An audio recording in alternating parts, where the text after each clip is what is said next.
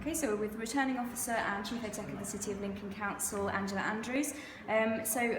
Polling stations are just about to close for the City Council and the PCC elections today.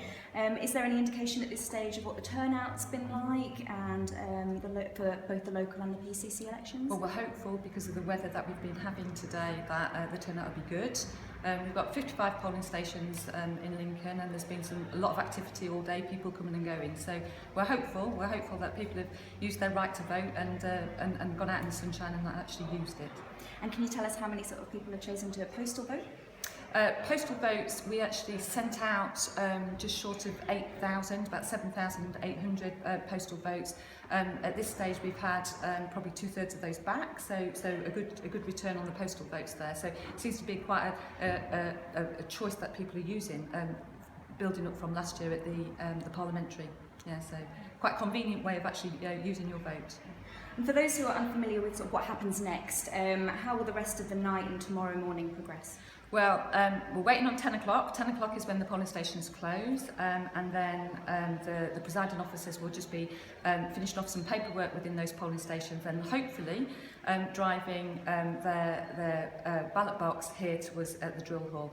We'll have people waiting outside to bring those ballot boxes in. So there's going to be a minimum of 55 ballot boxes. There may be more than one ballot box in some of those polling stations.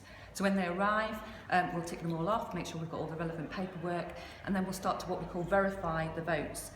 So that means we empty all the votes out of each of the ballot boxes and make sure that the votes in those ballot boxes tally with what the presiding officers have said they've issued. So that'll take place, and hopefully we'll have that verification done within a couple of hours, so by about midnight. And then the PCC ballot papers will be put to one side and locked away, and we won't count those until tomorrow morning.